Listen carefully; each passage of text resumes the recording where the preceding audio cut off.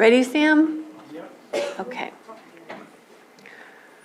Okay, we will come to our 6.4, 10:30 a.m. timed item, consideration of a Municipal Advisory Committee, MAC, transition of the Lucerne Area Town Hall, LATH, initially known as MRTH, Middle Region Town Hall, to CeRTH, Central Region Town Hall. Supervisor Crandall. Yes. Sorry about that. Yes, I'm bringing this presentation forward to discuss the consideration for a restructure of the Municipal Advisory Committee from LATH to CeRTH. I've received numerous requests and feedback to allow for more inclusivity and engagement from the community of Lucerne. So Johanna, if you can pull up the presentation, I'll go through it and we'll take feedback and comments.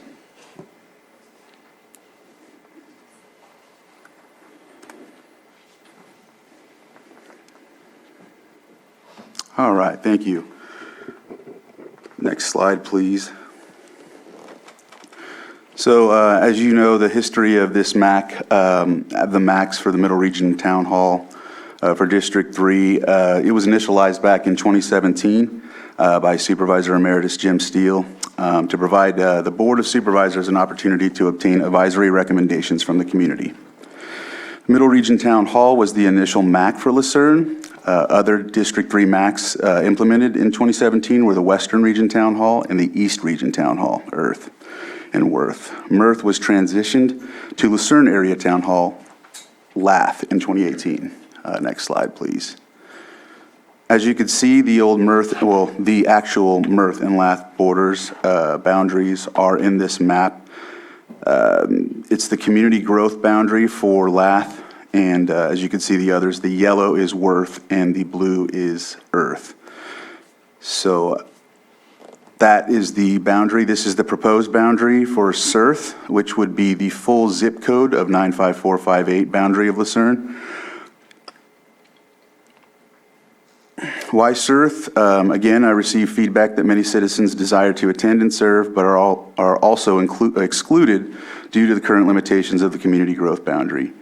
The concept is to ensure more inclusivity and engagement from Lucerne and the central region of District 3.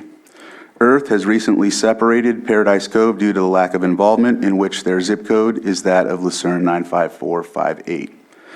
Other surrounding areas would now be included for more engagement. Next steps, gain feedback and comments from today's presentation. Consider whether to continue as LATH or move forward to CeRTH. We will return at a later date with the findings and a path forward. Thank you. Comments and feedback. So why was the growth boundary considered rather than the zip code before? That was something Jim Steele did, so yeah, that's why I'm considering the zip code. Okay. For more inclusivity. Supervisor Green? Yeah, I like the idea.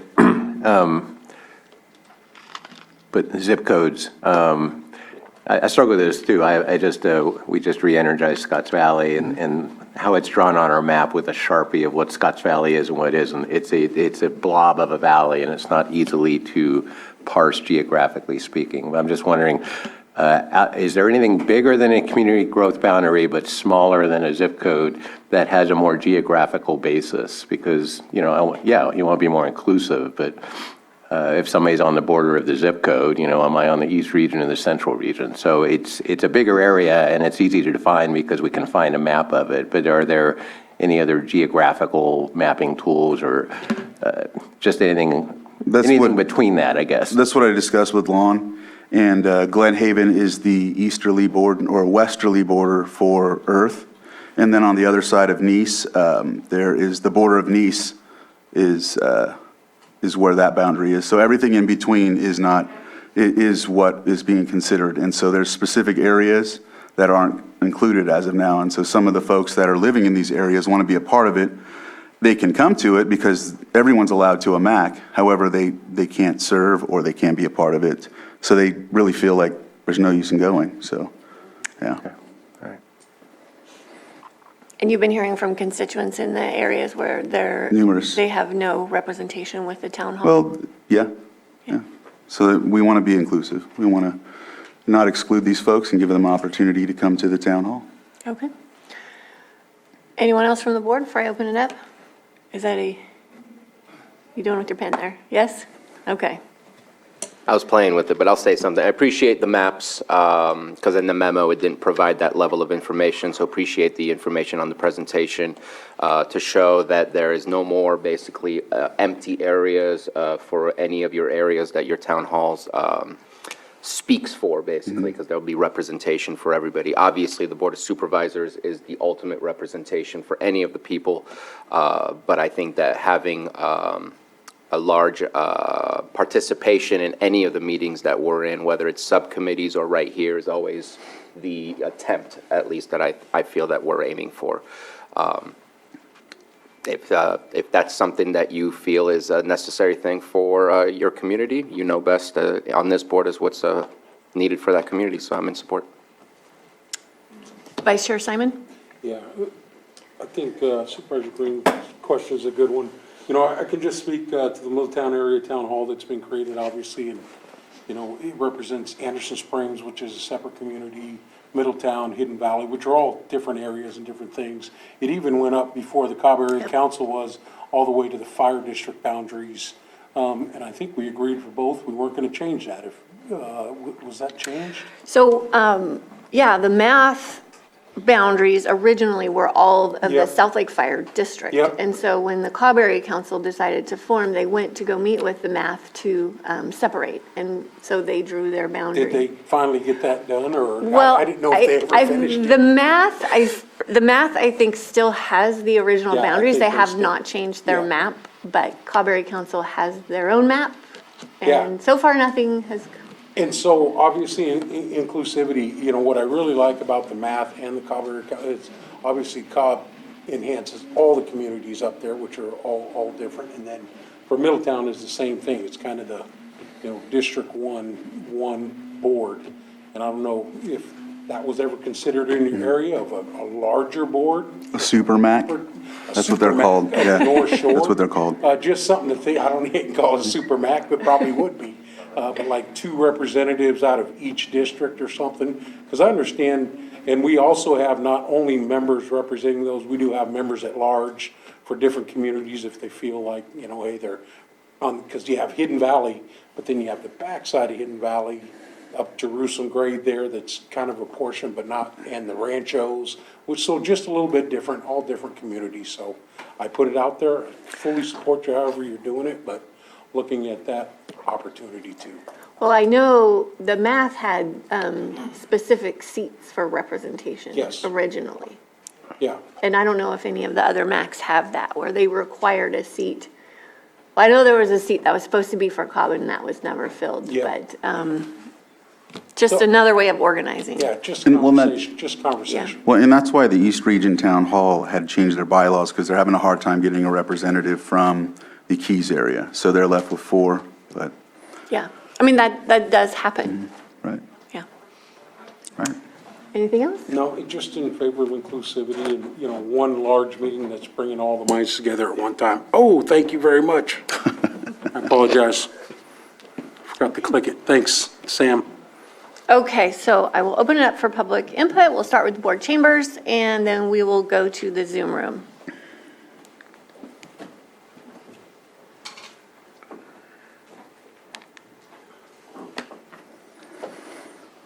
Good morning. This Can you is start with your name, please, and you'll have 3 minutes. My name is John Jensen. I'm the president of the Lucerne Area Revitalization Association. This is an interesting idea. It's a concept that should be discussed at the LATH, absolutely. It seems a bit premature to bring it to the board, since it's a municipal area advisory council that your colleague has been attempting to shut down for months on end now. And to culminate that, he's attempting to entirely turn over the apple cart. The unfortunate aspect of this is that the supervisor has a distinct conflict of interest and should be told by Lloyd over here to recuse himself from this discussion, because his wife is an advocate of a project that he has used as a means to shut down the LATH. There's no need to change the name. If you bring this to the LATH, you'll definitely find there's a bunch of people that would love to increase their sphere of influence. So bring it. Okay, thank you. Can I somewhat respond to what he said? Sure. There is no conflict of interest. There's nothing that I haven't even stated that I support anything that has to do with what they're talking about. This doesn't have anything to do with the castle, obviously. That's what he's talking about. It has nothing to do with that. This has to do with the community reaching out to me and wanting to be a part of Lucerne MAC, basically. So this isn't about anything else but that. Inclusivity, that's it. Okay. Go ahead. Hi there. My name is Kurt McKelvey. I also have concerns about this coming before the board before any discussion at the LATH meeting, because I do know that there are a number of individuals and residents of Lucerne that do find it important to attend LATH meetings, and they do so in regularity. We've actually had some of our best attendance in December, and prior to being shut down. I also share in John's concerns, and it's not so much with the cancellation of the meeting in December at the castle. That was also concerning, but I believe it's due to the conflict of interest in regards to the project regarding the homeless shelter that's being proposed to go in there. The community has been trying to give input on that since December. We had a special meeting which seems to be being ignored, where a resolution was passed urging this board to not allow that project to continue. And then shortly after that, our council was essentially disappeared. There's been no appointments that have been made for months. We're 3 months into 2023. We've got more than enough applications to establish a quorum. We've had that since January. And we have no council, and it's completely unnecessary. It was at a time where we were actually increasing public participation and inclusiveness. And I think that it's somewhat contradictory to claim that this would increase inclusivity, when there seems to have been, multiple attempts over the last few months to actually decrease inclusivity by excluding the LATH entirely from existing.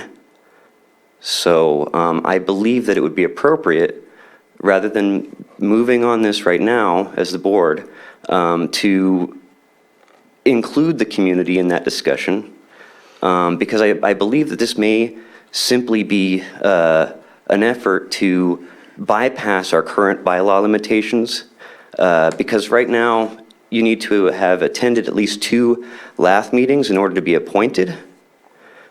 So we have applications in that meet those requirements, and I believe that in expanding this territory, an attempt will be made at revising the bylaws to make it to where whoever our District 3 supervisor would like to appoint can be appointed, totally disregarding our existing bylaw limitations, which are there to ensure that the residents of Lucerne have a say, as opposed to just anybody else essentially there's supposed to be a certain level of participation in the LATH before we can. Your 3 minutes are up. Thank you. And each and every advisory committee is appointed by the board. And it's not, it has to be appointed here by this body. So that's, maybe there's some confusion on. No, there's no confusion. I understand that all the appointments need to be made by this board. However, the current limitations in our bylaws are there to assure that a certain level of participation is there. Yes. And there is enough applications to meet those requirements. So it just doesn't make sense to me that you've been sitting on the applications, not appointing, denying the inclusivity of our LATH, but then saying that you want to increase inclusivity. Okay, thank you for your comments. And the other thing is, we're not making a motion on this today. My understanding is this presentation only. is presentation, and then are you going to be having any community meetings for this discussion outside the board chambers? Or I'm going to take what I get here with other comments as well, and evaluate and conduct the findings and come back. Yeah. Okay. the community knows about this meeting, and, right. Okay. Good morning. My name is Dan DeBonis. I just wanted to make sure I understand this correctly. All you're doing is expanding the current boundaries to include all of the 95458 zip code? Yes. I have no problem with that. Oh, yes, well, Because it goes beyond well, CERN. yeah, he didn't come to the microphone, but yes, and changing the name. Right. Olga Martin Steele, Clear Lake Oaks.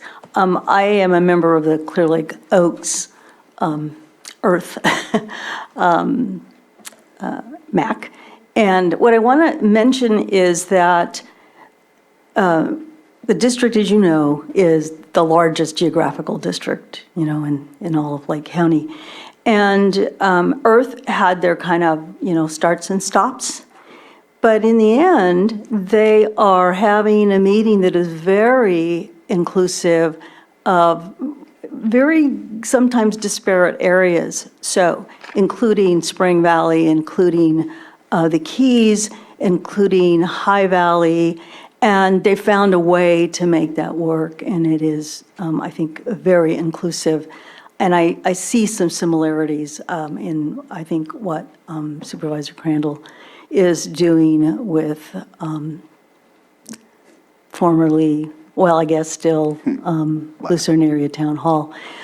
So I support it. I think anytime you can add more interest, more people who may have different interests than a town proper, if that makes sense, that can only be a good thing. Great, thank you. Is there anyone else in the chambers?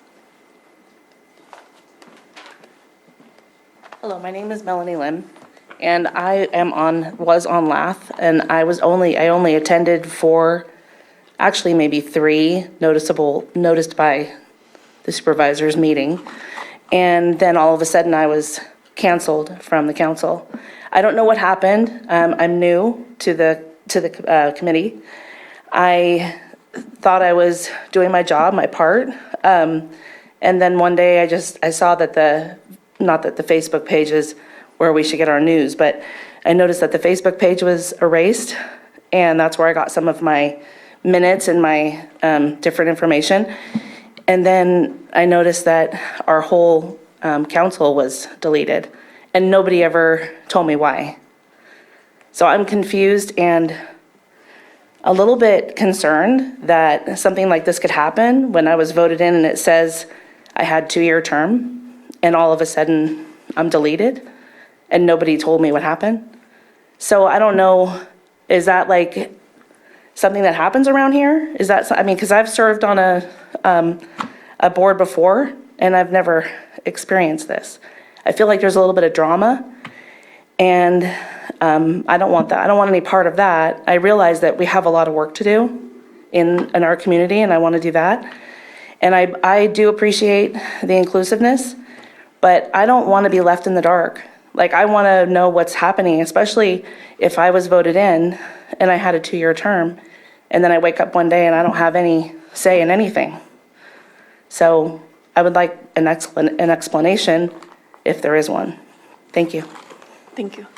I do have one, and I gave one when I contacted her before, and she stated she didn't want to serve anymore.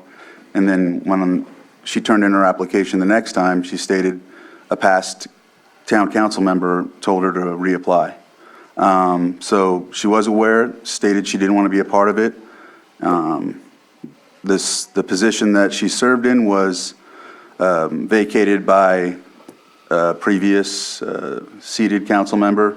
That position was vacated by another seated council member that didn't finish their terms from 2021. So that's the explanation. I gave that before. Yeah. So she picked up the term of the 2 people that had. Right, vacated their left early. position. So it's still, but. Yes, and we talked about this, so I'm confused. No, why. we did not talk about that. I didn't know anything. Sorry. I'm sorry, I don't want to argue or get involved. I know that you and I had our private conversation, and when I said I wanted to quit, it was because of all the drama that was happening, and you filled me in on some of the drama. Right. I don't want any part of that. I just wanted to serve my community. And no, I don't remember us talking about why it said 2 years, and then don't remember that I was taking over somebody else's term. That was never brought up. Just to be totally honest on my part, I don't remember that. Okay. That happens typically, I know, on the Cawberry Council, where one person will have to resign, and then they pick up the term of the person before them. And there's a confusion every time that happens. So it is a 2-year term from the beginning of the person who's originally appointed. Okay, well, when I applied, it was open. It said open. It didn't say that anything about filling. Point of the term. order. We're well off the agenda item, and I appreciate the willingness of people Hey, to. excuse me. I'm running the meeting here. I'm still allowed to raise a point of order and point out that we are well off the agenda item, so. We're working through some things right now. If I can act. Yes. Also, if you assume that there was 2 years, you said you weren't reapplying in December, so you knew that you were only serving until that Sorry. timeframe. So you knew, just like your colleague before you got an email that said he knew he was going to have to reapply on December 31st. So I'm just highlighting that this was known, right?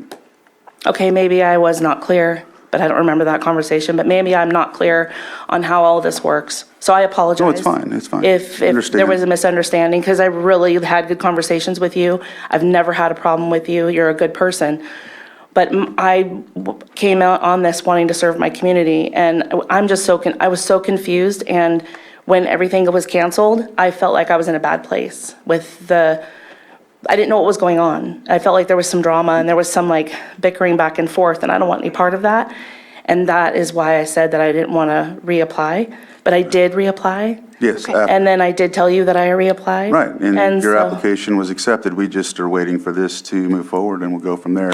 But the other thing is that the only meeting that was canceled was the December 15th meeting, because it was... February. No, those weren't canceled, but either way, that was the only one that I had canceled because there was a liability. And I mentioned that before when Mr. McKelvey came on January 10th, but for whatever reason, we're at it again, so. Okay, so do you want to, is your comment now during public input, or do you want to wait? I can wait. Okay. So I have some folks on Zoom. I'm going to get through all the public, and then if you want to speak again, we can come back. Okay, so Haji Wharf, if you want to unmute and state your name, and you'll have 3 minutes. Good morning, board members. My name is Haji Wharf of Upper Lake, which is also in District 3, and I want to voice my support for the expansion of the Municipal Advisory Committee, previously referred to as Lucerne Area Town Hall. Until now, limiting representation to the growth boundaries of the town of Lucerne has excluded many area residents from having a voice and allowed determined individuals to seize control of decision-making that affects beyond the scope of these boundaries. These individuals have abused their power and have forgotten they serve at the pleasure of the board. Their egregious behavior may have prompted the need to include a code of conduct to be added to the advisory committee application process. The brazen interruptions and accusatory manner displayed today are prime examples of this zealous behavior by those individuals, especially Kurt McKelvey. By expanding the area to include everyone within the vicinity of the central region can only be a positive move, widening the pool of candidates for membership and expanding the contribution of constructive ideas. I support the proposal to restructure and rename the Lucerne Area MAC to become the Central Region Town Hall. I believe it will be beneficial for those in the wider Lucerne area as well as all of District 3. I thank Supervisor Crandall for bringing this issue forward. Thank you. Thank you. Our next speaker is Susan Kozad.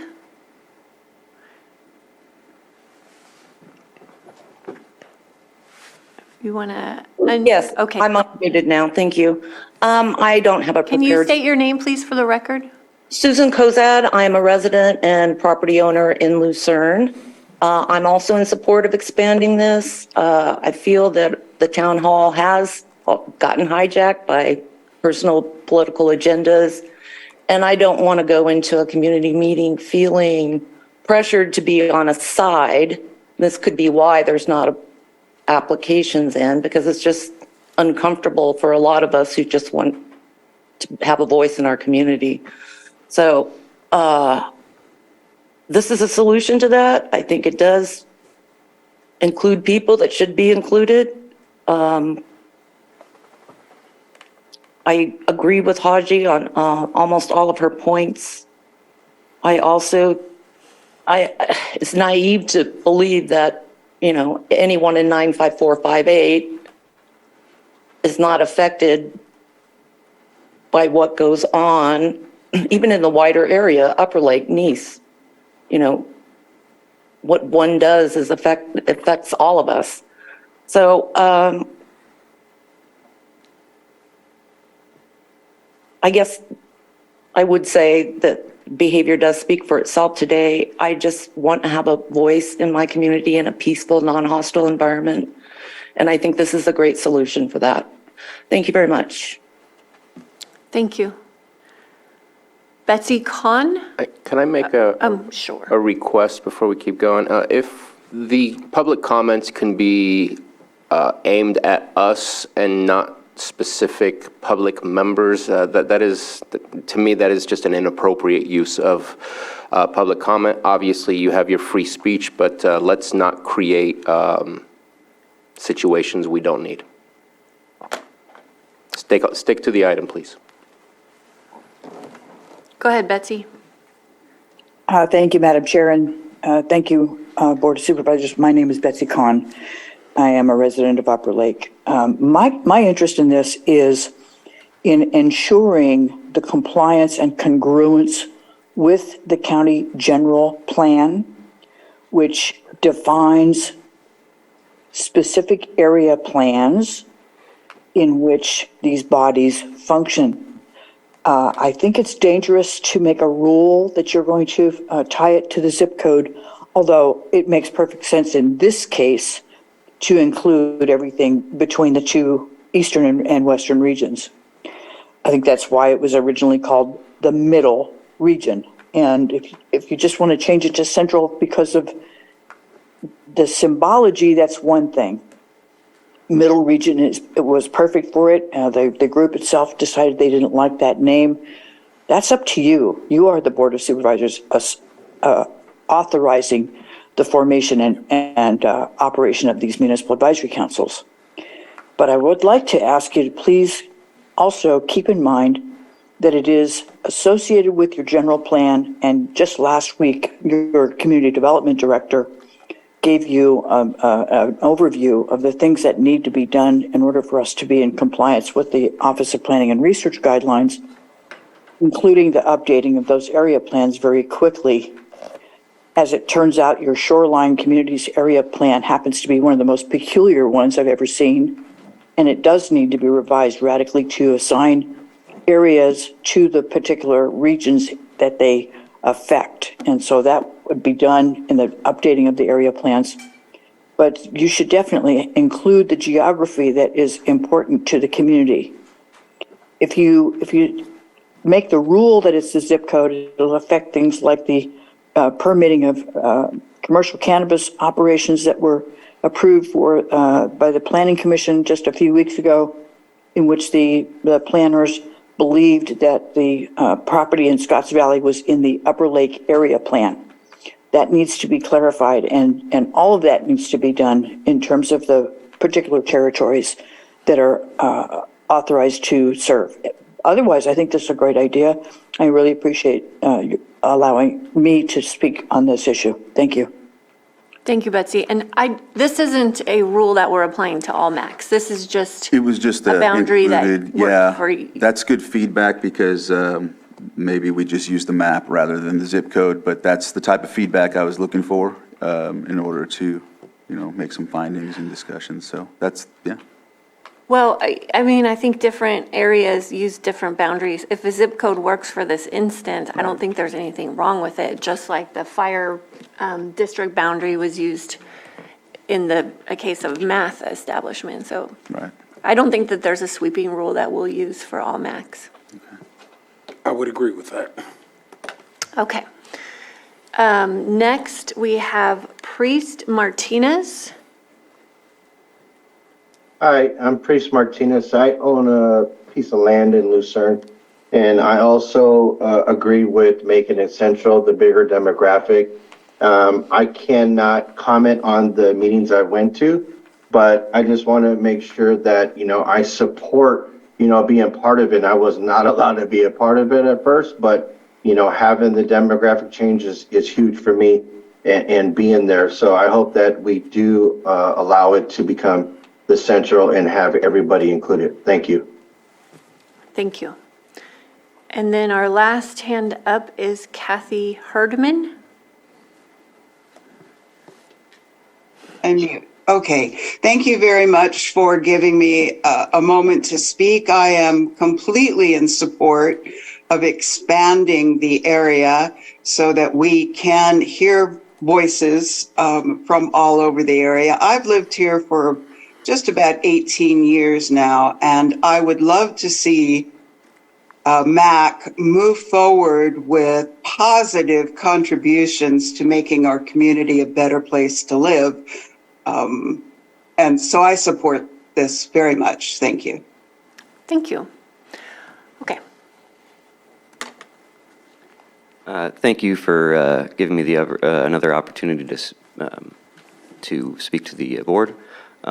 So I just wanted to clarify, I'm also in support of the expansion of the territory of the Lucerne Area Town Hall's representation. I have no issue with that. I think that's a great idea. My only concern is that this restructuring of the town hall will be utilized as a means of revising the bylaws to allow for basically to allow for different appointments than are currently. Basically, I'm concerned that this is basically just going to be used as a means of changing our bylaws so that the district supervisor can appoint whoever he wants. And essentially, as long as no change to the bylaws is going to be considered except for the expansion of the territory and the name change itself, as long as those are the only things changed in the bylaws, I'm all for it. Is there something specific in the bylaws that you're concerned about? Yes. That would change it? There was a number last year, our district supervisor attempted to have a set of bylaws passed through the LATH that would restrict the LATH from being able to represent the community or even itself to any agency. There was specific language that said exactly that. The Lucerne Area Town Hall cannot represent the community or itself to any agency, governmental, utility commission, anything. I was able to raise awareness about that and stop that from happening. I was then appointed. We passed a new set of bylaws that didn't have that language in it. And that's the approved bylaws that's currently on record with the Board of Supervisors. Basically, I just want to make sure that if you guys do go forward with this change and expanding the territories and changing the name, that those are the only things considered changed for these bylaws, that it won't be restricting the town hall's ability to represent the community or itself on other issues that relate to the community.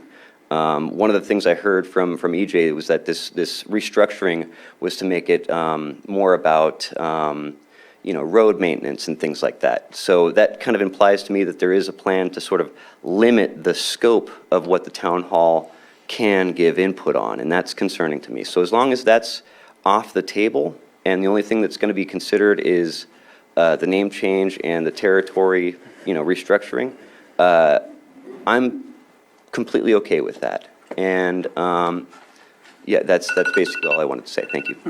So it seems to me that the new council And the new advisory council will have the opportunity to look at their bylaws, go over them. If there's changes, then have them submitted here. Right, and a couple things. The previous, before Mr. McKelvey's service as the LATH chair, the previous group had been working since like 2019 on new bylaws. There was a template that was given to the 2021 group. They worked through it along with Mr. McKelvey, finally got to a point of it, and but they decided to use a different one. But that's fine, it's a template. It was a template that was brought forward. There was no attempt to try and take any type of representation. As Supervisor Simon said, we can't represent anybody, we can't represent the board without each other's approval. That was all that clause was, but for whatever reason, it was purported as something else. But it is what it is. The bylaws were passed, they're intact. But again, if this is restructured, the opportunity to recreate new bylaws would be something to think, but this is all consideration, we're getting input, and that's what it is. So One other quick question, if you don't mind, Madam Chair. Will there be appointments to the LATH before a vote is held on this matter? it was stated in the presentation that we were going to conduct this first and then move forward after with comments and consideration. Okay. I believe that would be less inclusive of, of the actual LATH, because I believe that the LATH should be a part of that discussion if you're considering changes to the LATH. I don't think it's appropriate to make that decision prior to appointing LATH council members. Noted. Thank you. Okay, there's no more public comment, then I will close it and bring it back to the board. And do you have a timeline on what your next steps might be? No longer, well, it depends on what the findings are. If there's a recreation of the resolution, I'm not sure if it implies right away. If it continues with LATH, we can move forward on that end, but I don't think anything longer than 2 to 3 weeks. Okay, so pretty quickly. Right. But I also have well, go ahead, Supervisor Sabatier, but I have something to read from Lonnie Kane, the previous chair of LATH. Yeah, go ahead. Oh, can he just finish? You want me to go? It's up to you. Okay. Yeah, go ahead and finish. All right. So this is from, it says, "My name is Mahilani Kane Urquiza. My family and I have been residents of the beautiful town of Lucerne for 20 plus years, where I've engaged in many lifelong friendships and acquaintances throughout the years. I proudly served on the Lucerne Area Town Hall from 2019 until May 2022, where I served as the chair of LATH. You see, in the beginning of the year 2022, I lost my husband while I was fighting for my life in the local Sutter Lakeside Hospital. This was a very devastating time for me and my family, and I had no clue I was on this town hall, but was so appreciative to remain seated upon my release from Sutter. I was then able to attend a few meetings via Zoom, but I decided to resign my last 6 months of service from LATH to ensure I concentrated on my health and to grieve the loss of my husband, which was and still is devastating to me and my family. Slowly but surely, I'm recovering, and in the process, I have been reading and witnessing the activity of Lucerne and felt the need to give my experiences regarding LATH during my voluntary service. Mr. McKelvey was the vice chair, and Mr. Jensen was the records keeper during 2019 and 2020. They consistently sowed strife, discord, and confusion at the LATH meetings. They disrupted discussions and postings and objected to projects.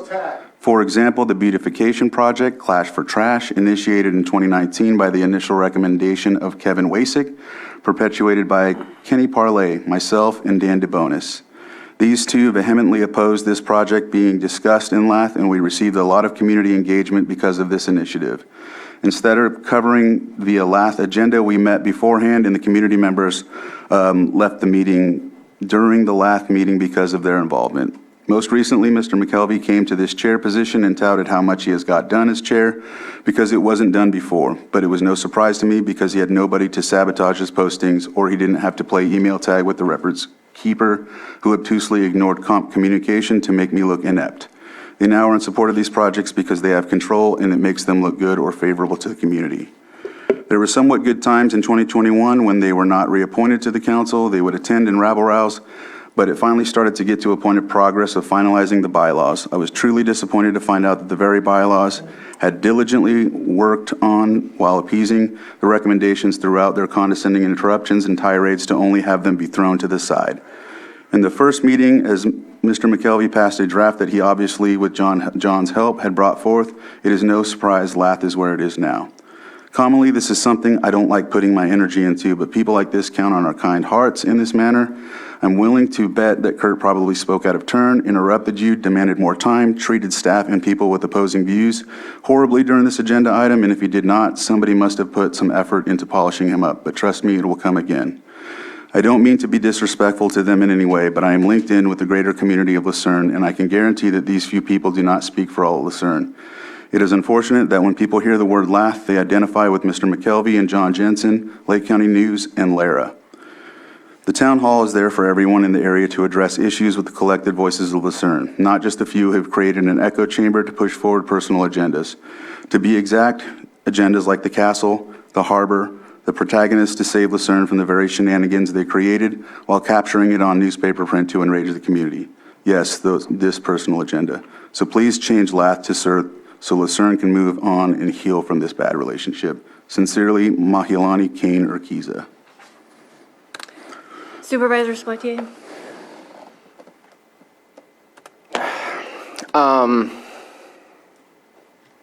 Trying to be constructive here. I'd like to look at how we onboard for committees.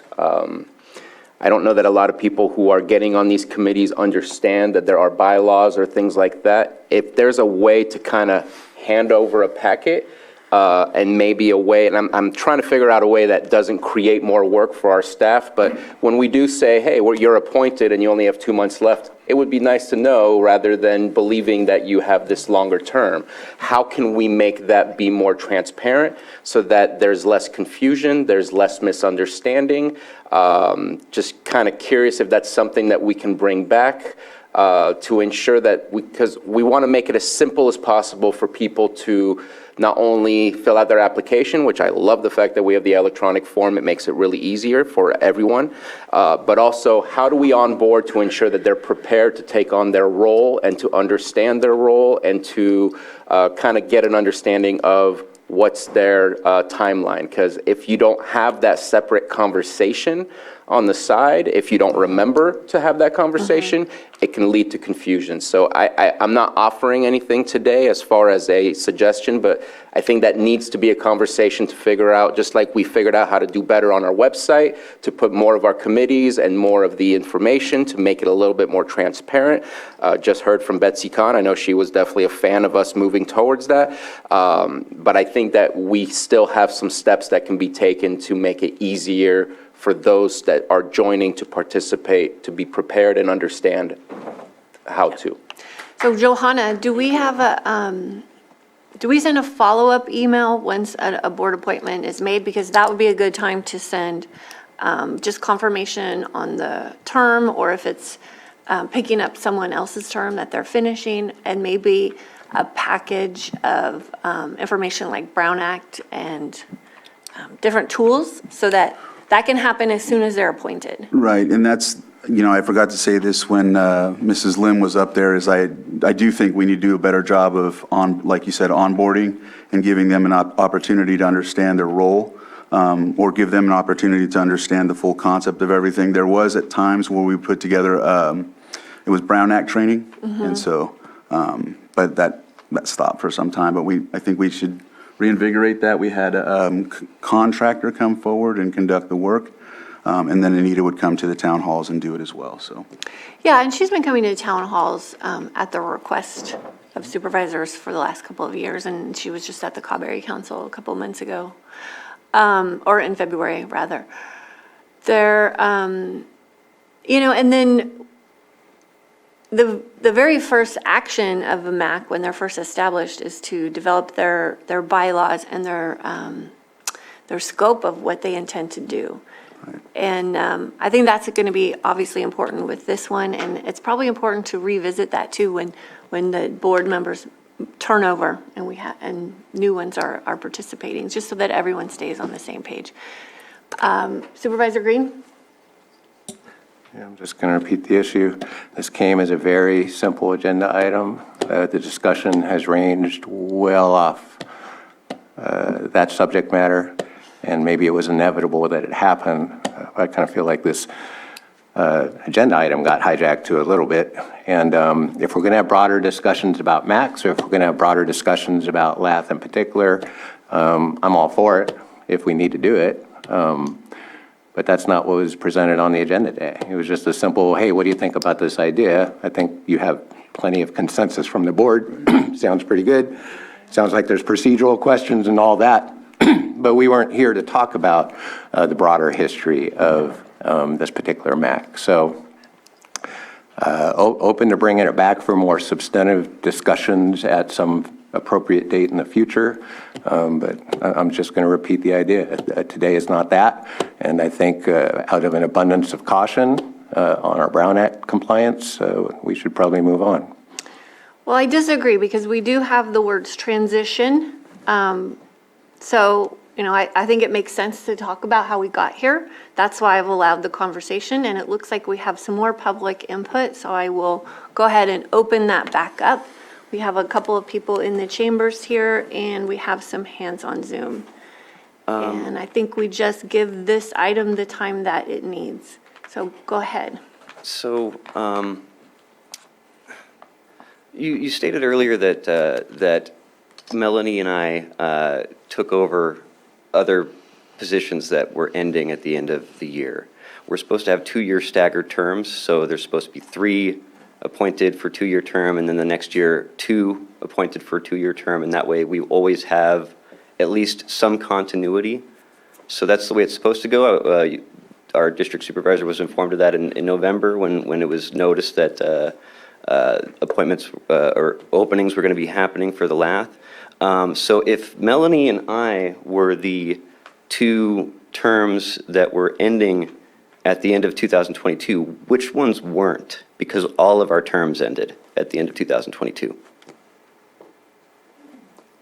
We covered this January 10th. We did. No, you've talked So around this, it. this is something a little bit outside, and maybe if you want to have the conversation with Johanna and Supervisor Crandall following this item, that would be good, because. We did cover this January 10th, Okay. Madam Chair. I'm confused at why he's bringing it up. Oh, again. that's right, we covered it here. So what I was showed him told the the last email. time I spoke with you and I asked also as to why there weren't any more applications, I was told that I would find out when the rest of the public finds out. You're finding out. I still haven't found out. I mean, I hear you're Basically trying found to put this project through, but that still doesn't tell any of the public It's not when a you're. project, it's when- a proposal. Okay, and that's it's a presentation. semantics. You knew what I meant. The question know what is, you meant. please stop interrupting me. I'm Excuse giving- me.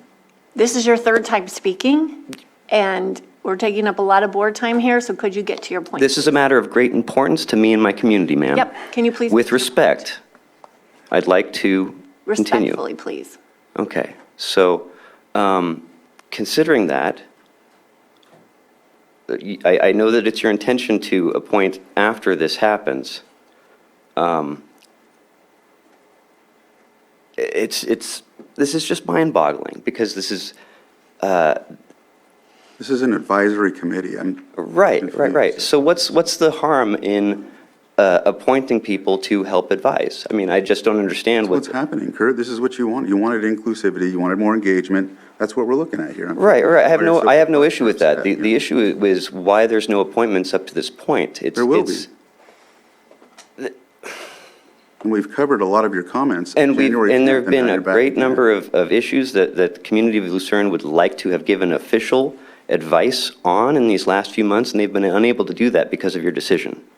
So and also the concurrency within the board in that decision. The feedback that I've received is nothing's changed on your agendas for the community meetings. The initial, irate situation still hasn't even come to fruition. I'm confused at why there's any type of. There's 3 minutes on this public input. So. Thank you. We've got more people that want to speak.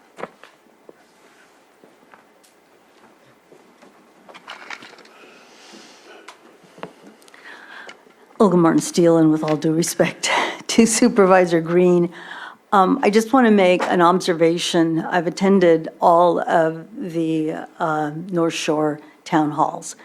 And one thing that I have observed is that they're all volunteer jobs, right?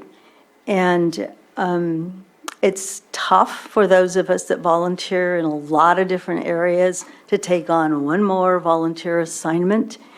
And it occurs to me, and I'm not sure I've had this conversation with my supervisor, but it occurs to me that some level of support for the town halls that, for example, for agenda setting, getting the agendas out, for record keeping, just sort of the administrative details associated with running these town halls. I think they're very important. I think they could have a lot more value maybe than we, perceive them to at this time in terms of bringing input through the supervisor to the rest of the, to all of you. So I just want to put out there that I know there isn't a lot of money, but if there were a way to look into the possibility of maybe hiring Can someone. you bring on this specifically back to the LATH and the CeRTH? So as to LATH, my observations are that there appears to be some conflict about who does what. I heard that in some of the input in terms of who keeps the records, and there's some special interest stuff that I hear in there. And I just think if it was someone that either, was reporting to the whole board or to the particular supervisor, it could be very helpful to get the word out to people that needs to get out to people, including the onboarding activities that you've talked about. And it seems to me that there are probably consultants that could be hired to maybe facilitate that. That's it. Thank you. Anyone else in the chambers?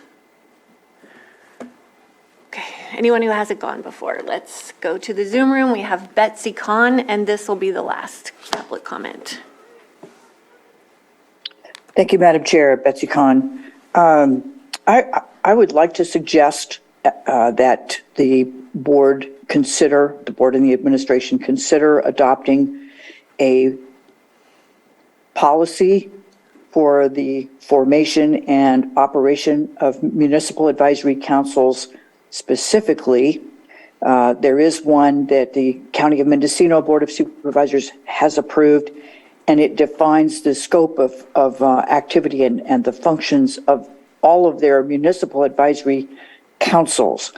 They're based upon statutory law at the state level, and they have the responsibilities that are often fraught with difficulty because there's a lot of emotional content, but it's really a mutual agreement between the community and the supervisors as to how those are developed. That policy would be extremely helpful. I also heard earlier some references to things like the code of conduct and the use of the term advisory committees. You have some policies in your Board of Supervisors policies and procedures manual that affect every committee, and I would encourage you to consider Olga Steele's comments about providing some staff support. It wouldn't take much, but someone to be kind of the mother of this, a den mother for all of your committees, so that you have somebody making sure that your members are, appointed correctly. Thank you very much. Thank you, Betsy. Okay, I'm closing public input. Is there any final comments from the board before we move on? This is a presentation item. Thank you for hearing the presentation. We will come back to it at a later date. The email that was read was not my words. It was the previous chair's words, so I'm just stating that. Okay. Vice Chair Simon? Yeah, I'm just going to reiterate the conversation I had before about maybe one solid board, then might help down the road with, representation from all communities, and a little tougher, if there's any internal conflict or anything, to be kind of by, a couple of appointees from each. So I just put it out there. I will also say, I know we had all conversation about advisory boards, but I do work with the Lower Lake Action Committee group, which is very active, very positive in their communities, and that's not an advisory committee board that this board appoints. And when you say advisory board to the Board of Supervisors, we do appoint that board here at this board, no matter how it's written by the bylaws or whatever. That's, it comes back to this board for appointment. But I just also talked about the Lower Lake Action Committee group. They do some great work in the community and are a great voice for the community without being an advisory committee. Okay, thank you.